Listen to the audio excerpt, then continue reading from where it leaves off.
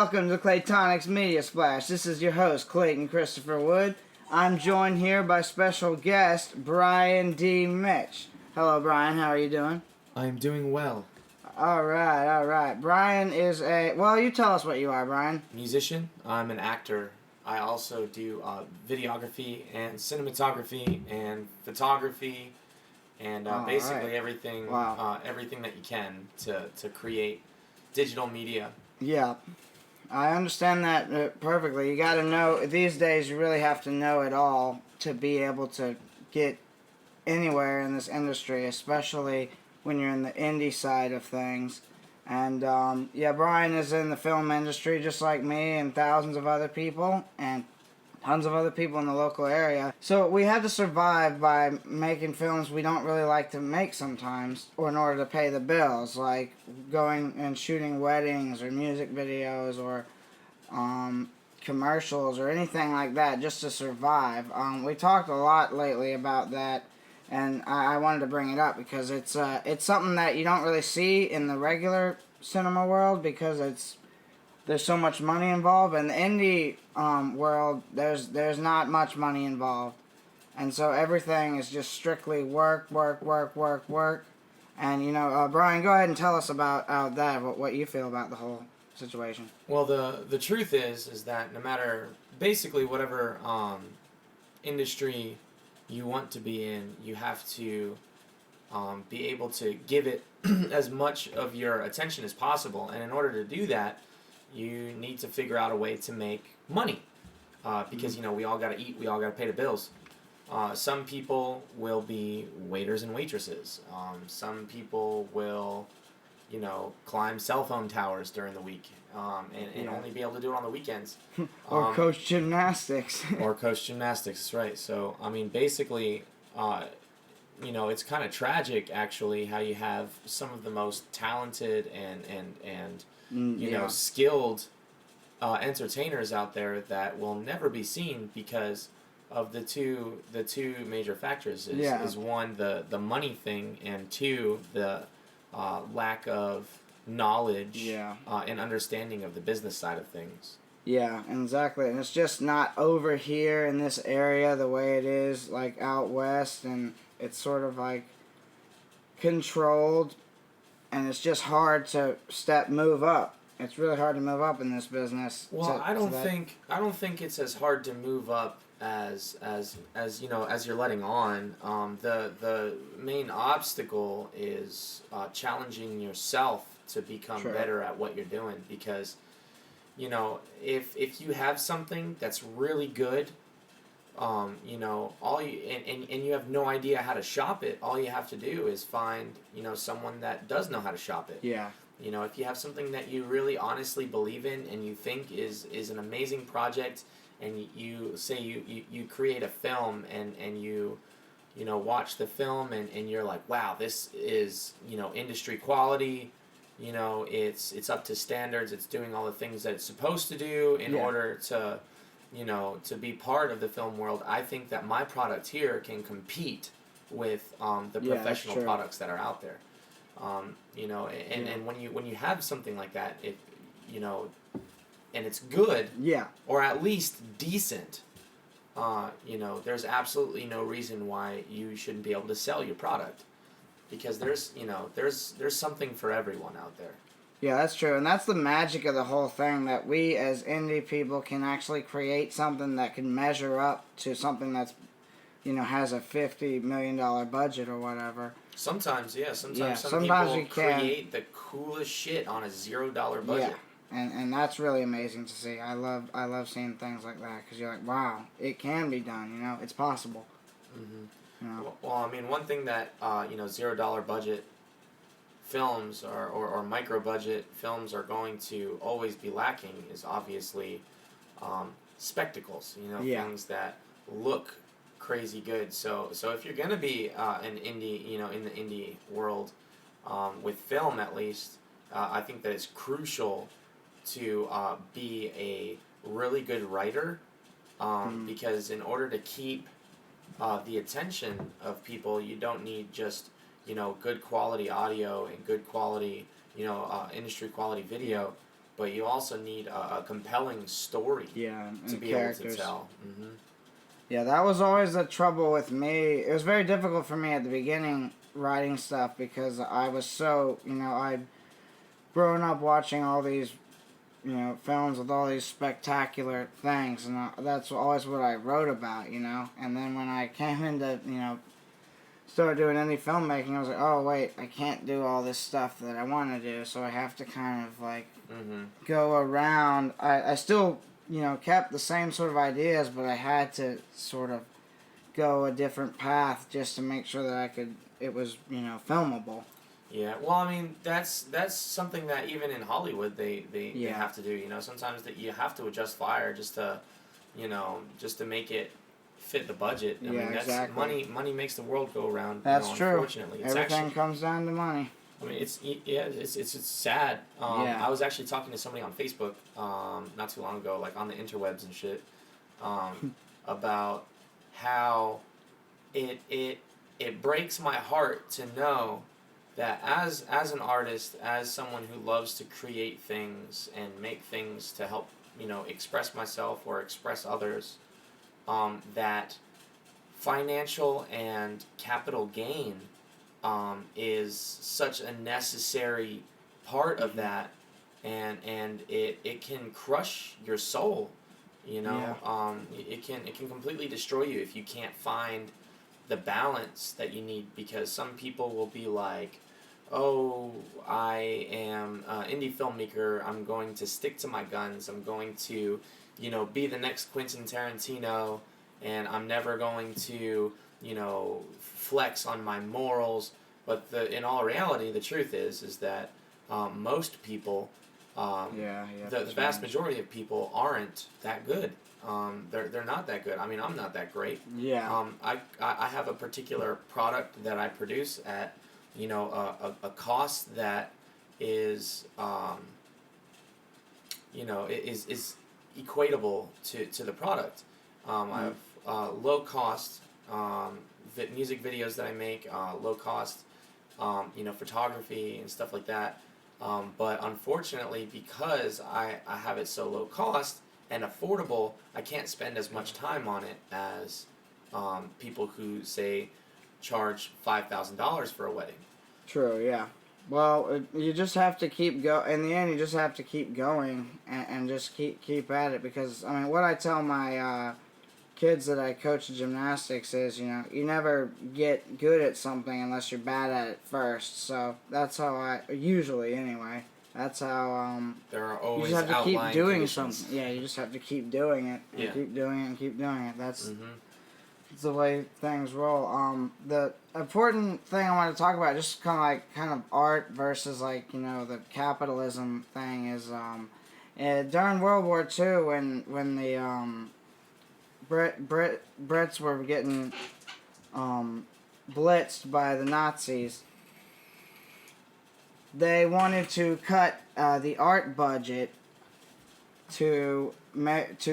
for more weaponry and stuff, and Winston Churchill, the Prime Minister, says, well, why would we cut the art budget? What are we fighting for without the art? Yeah, that's actually a really fantastic concept that's been, honestly, throughout most of history, people have, people who don't care much for the creation or spectacle of different types of art, they tend to brush it aside, just like someone who, plays a lot of video games and sits on the couch and doesn't, will brush aside sports.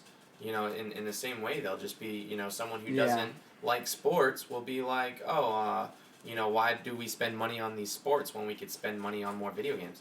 But that's actually the coolest thing, in my opinion, about art, is that even those who don't like it don't even realize that they're participating in it, in the sense that, they exactly. They're the inspiration for like, a lot of political comics, a lot of,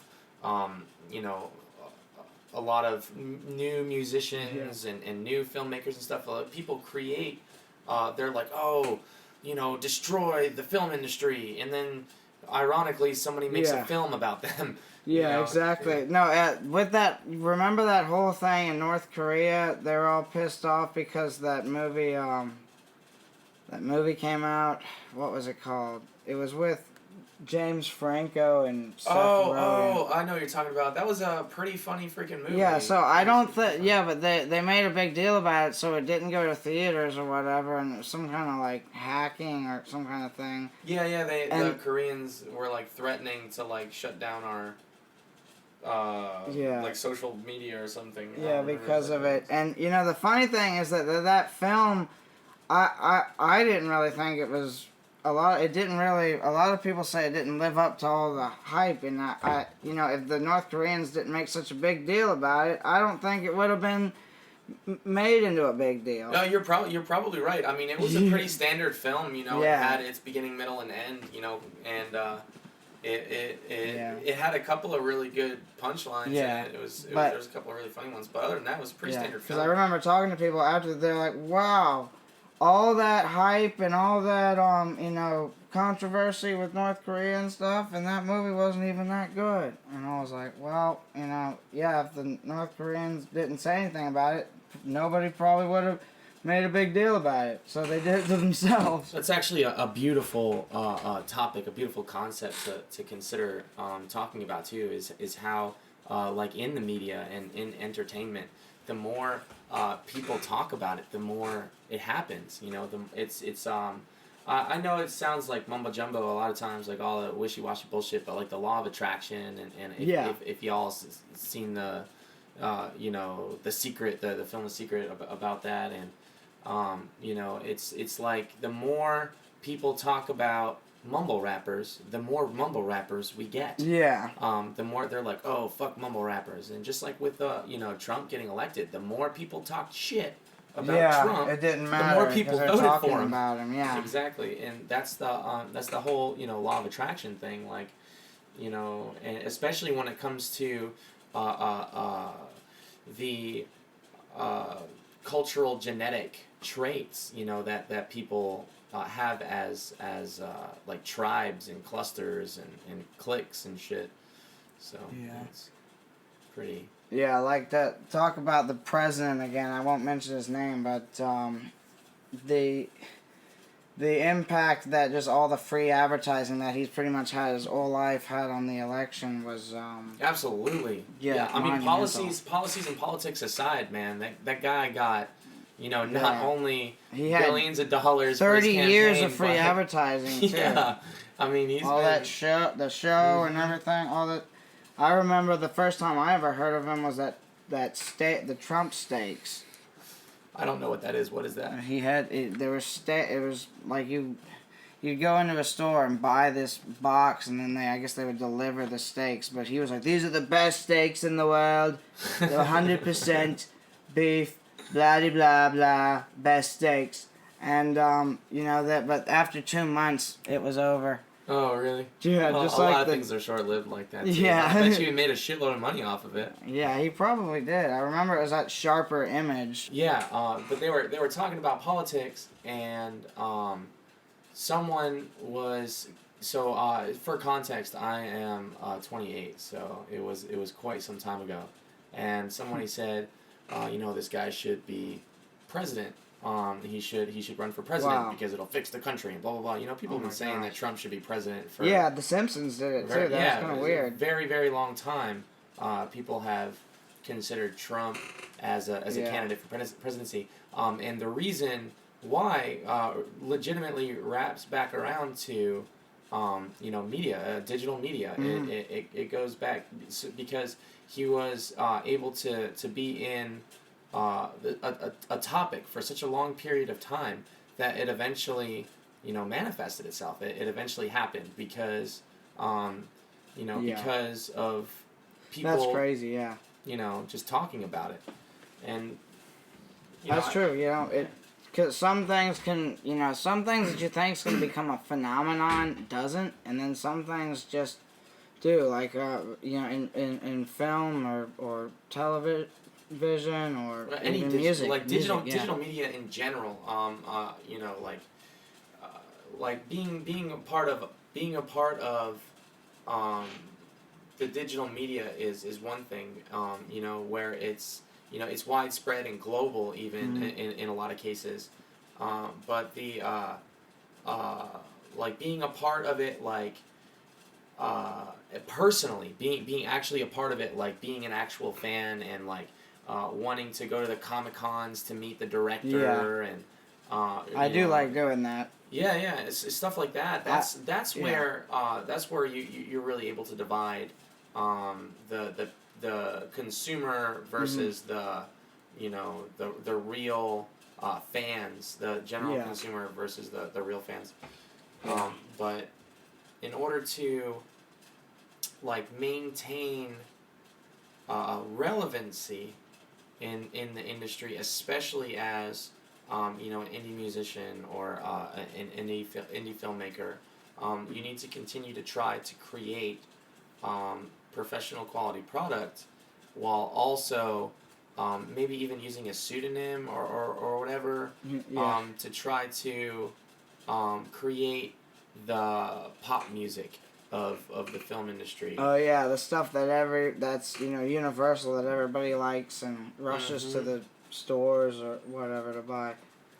Yeah, that's true. It's tragic sometimes how like a couple of bands, like for example, like Sugar Ray is probably one of my favorite examples of that, where they made chill pop music, but they were actually like a death metal band.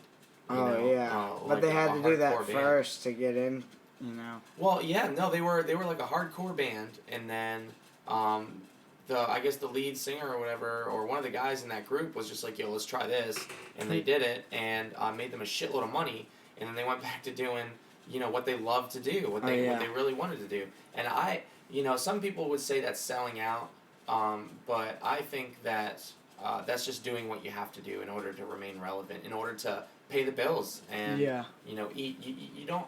It's not required to be a starving artist in order to be an artist.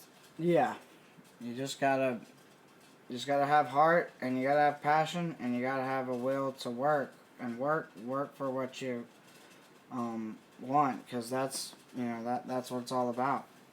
It does get difficult. Yeah. Sometimes to. With all of the lack of budget, oh crap, I got a shitty camera, I don't have the money to buy a new lens, it gets very difficult to continue to push yourself forward, doing what you at least believe that you love to do, because some people think that they love to do it, but when it turns into real work, they don't love to do it anymore. Yeah. That is something about it, and that's a hard transition too. To be doing something that you used to do for fun, and now you're doing it for work. It's difficult sometimes, especially when you're doing something you don't really want to be doing, but you have to pay the bills. The interesting thing about that is that most of us artists sit, moan, cry, and complain about how we're not what we want to be. We're not doing the things that make us happy. Because a lot of people it happens who are, a lot. A lot of people who are creators in the art world, not all people, but a vast majority of them, are very in one way, shape, or form self-loathing. Yeah, the self-esteem problem. Yeah, it definitely. I definitely agree with that. So it just like kind of brings you down to this like. Yeah. I'm depressed, and this is how artists are supposed to feel. They don't realize that everybody has to do a job they fucking hate. Yeah, everybody goes through trials and tribulations. Everyone has to do that. Yeah. Even the most successful people in the world have had to do jobs that suck. Yeah, exactly. That's... and if you want to be a filmmaker and you want to make you want to make films, sometimes... You gotta do the dirty jobs. Yeah, you gotta do the shit you don't want to do. And that's a very unfortunate fact. It's very unfortunate. Just gotta keep grinding, and then one day it'll pay off. Mm-hmm. Hopefully. And if not, just go down in extreme failure. There's nothing wrong with failing. Just keep failing. Yeah, well, until I mean, you're successful. actually, that's actually a really good topic to talk about on any platform. Really, is the difference between failing and giving up. Yeah, they're Know? totally Yeah. different. Failing is just doing something, trying your hardest, but not coming out on top. But giving up is just not trying your hardest. Halfway through, you're just like, you know what, I can't. This is just too much. I can't do this. I can't handle it. And sometimes it's harder to get out of it. Like that way, it's harder to give up sometimes, really, because you got to get rid of everything that you've been doing. But people don't realize that. Oh, give up, blah blah. It's that doesn't do well with me. I don't like giving up.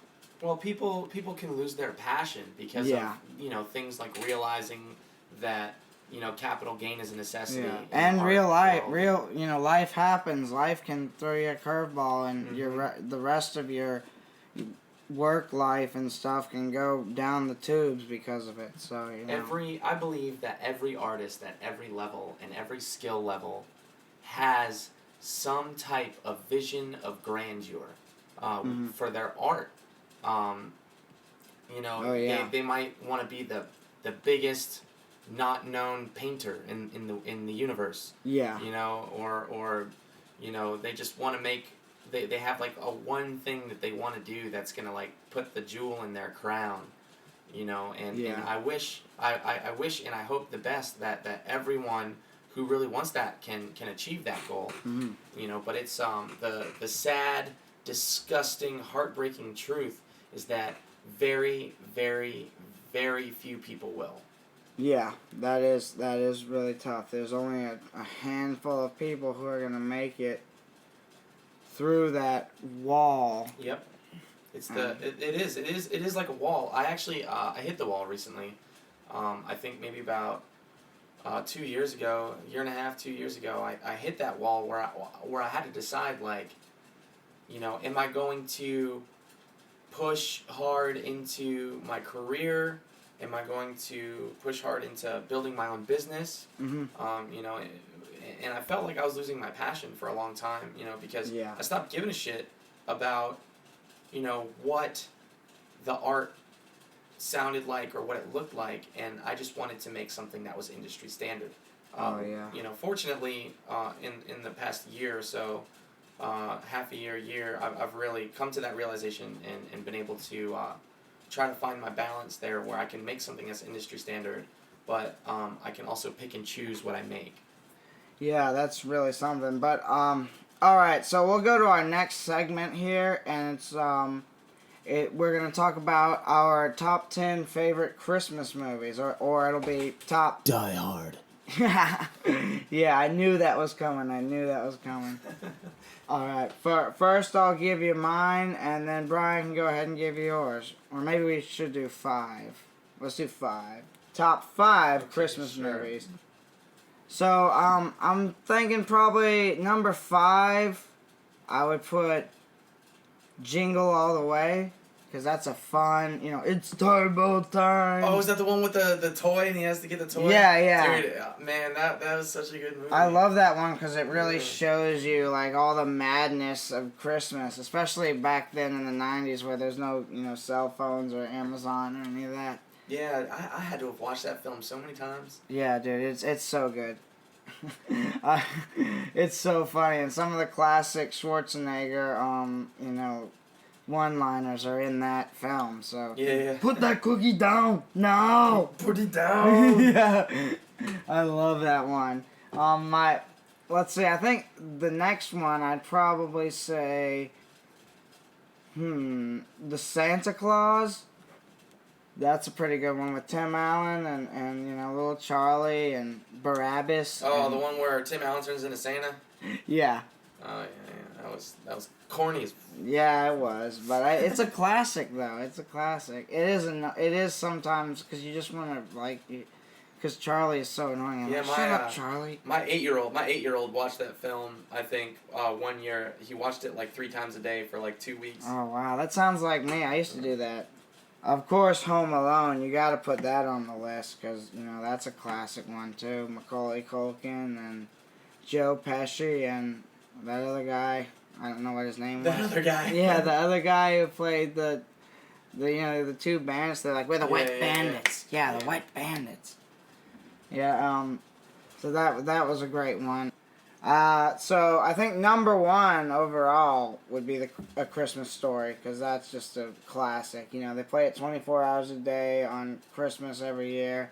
I mean, everyone knows it's a classic. Most people know what you're talking about when you're referencing, you know, Fragile or Leg Lamp or anything. It's amazing. Mm-hmm. It's a classic. Not a finger.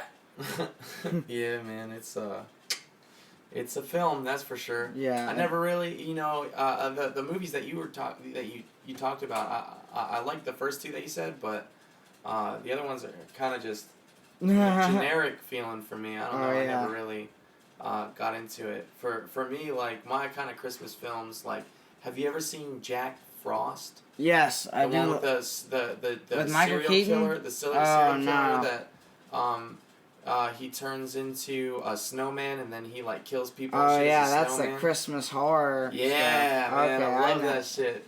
I haven't seen that, but I've seen the Jack Frost with Michael Keaton. There was this one scene where like I think he was right before he turned into the snowman, like his origin or whatever, where he turned into like this murderous snowman, where like they were like in the ambulance and then like they started spinning out on the ice and it was all like, you know, spinning out in slow motion and it was all crazy, and then it was like really fast and then it got super slow motion and then it said ding and it hit and it said and I thought that was like the coolest effect in a film ever.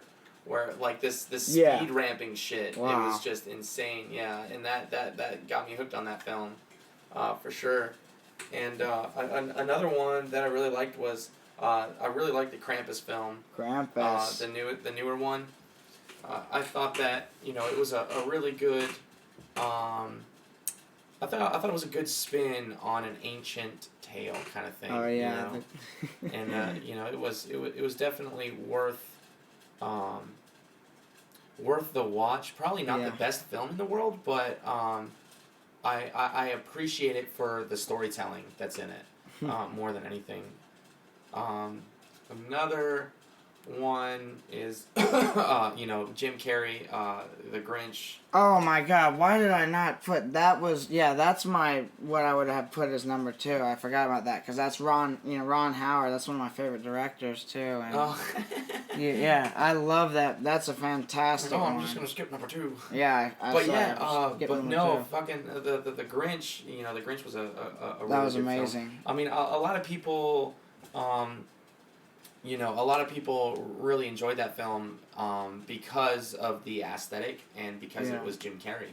Yeah, and I think that was what really brought that one home. The set design was done well too, God, and making them look like it looked like the cartoon. Yeah, it was just an expanded version of the cartoon into an actual full feature length film. It was beautiful. I love that. Very film. cool. Yeah. And, it's.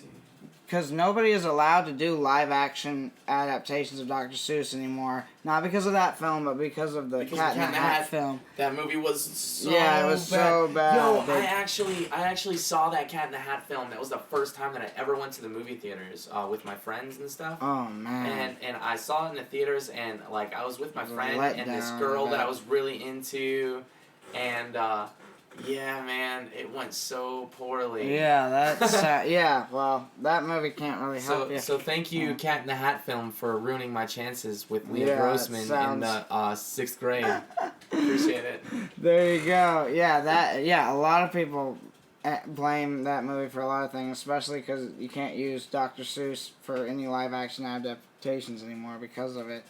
But now the Grinch was fantastic and amazing. That's why they kind of made the gamble with Cat in the Hat. It was a different director though, and a whole different situation and different actors. So, you know, you can't just replace Michael Myers with or Jim Carrey with Michael Myers or Mike Myers and expect it to happen. Jim Carrey is a world-class actor. He's good. He's done it all. So is Mike Myers. I know, but he's a comedian though. Well, so is Jim Carrey. I know, but Mike Myers, he doesn't play serious roles.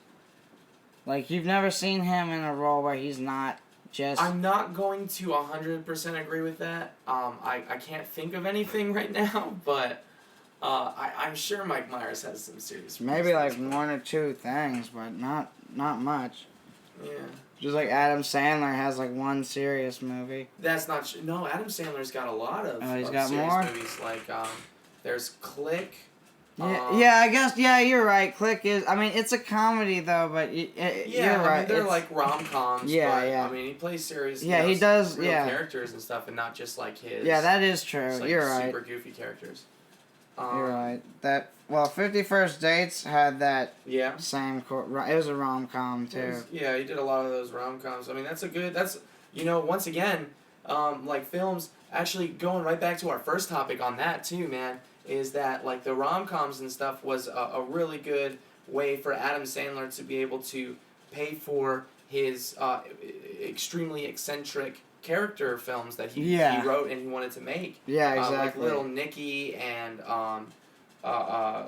like Waterboy, Happy Gilmore. Happy Gilmore. Oh my god. I mean, those Billy films Madison. were straight hits, and and it's because he made it the way that he wanted to make it. Yeah. Which is a beautiful thing to me, but the budgets were low. Yeah. Very low budgets. budgets. And those films are just packed full of comedy. Because I think what is it, Madison? What is it called? Billy Madison. Happy Madison. Yeah, Happy Madison Productions or something like that. So they're just like us, man. Like they are were just like a group of friends, that were all filmmakers, and they're self-made. There you go. And that's like Ben Affleck and Matt Damon, same situation. Very, very cool. A really, really awesome concept. And also says that it's not impossible. Yeah, it's not impossible. Mm-hmm. So another Christmas film that I really like is actually an indie film that I recently saw by I forget the production company of it, but it's called Mrs. Claus. Okay. And I believe it is a film made by filmmakers from North Carolina. And I saw it maybe a couple weeks ago, and I don't remember the director's name. Damn, I don't remember. But anyway, it was a slasher film, horror film. Okay. Because that's Knew like that was coming. my favorite genre really is horror, and that was pretty it was very well made for a micro budget film. It was very well done, and I can't express enough gratitude to those people that created that film. It was definitely a piece of work that was worthy of being released. That's awesome. And one more thing I want to get to is, or movie I want to talk about is The Muppet Christmas Carol, because that's also one of the best Christmas movies. And I just wanted to... All of your movies are for children. Shut up. Don't give me that. They're made by adults. That's what I tell people. It's like, they're like, oh, you draw for kids, but it was made by adults. Well, exactly. hey man, I still play Pokemon, so yeah, I mean. that's what everything is. It's made by adults, just like me, who have the kid inside of them. Oh, jeez. I can't think of a number one Christmas film for me, because I believe I said 4 of them. Number one Christmas film for me would be the one that you guys out there are getting ready to create and make and show me and make it my number one. Thank you. There you go. Awesome. Yeah. Leave it to the listener. That's All right. right. Well, that'll about do it for today's show. Thank you, Brian, so much for coming aboard with us and talking. Oh yeah, it was I would say fun, but there's another word for it. I can't think of it though. Fantastic. Thanks so much, Brian. All right, that'll do it for this edition of Claytonix Media Splash, presented by Claytonix Productions. All right, and check me out on you can check out our small videography business on Facebook. It's Toxitis, Toxitis, audio video. Also, you can check me out on IMDb, Brian, Brian, Mitch. All right, yeah. And me, Clayton Christopher Wood, all through the board. You look up Clayton Christopher Wood on anything, and you should find me up there. Also, Claytonix Productions. Alright, and we will see you guys next week. Sick. Sick!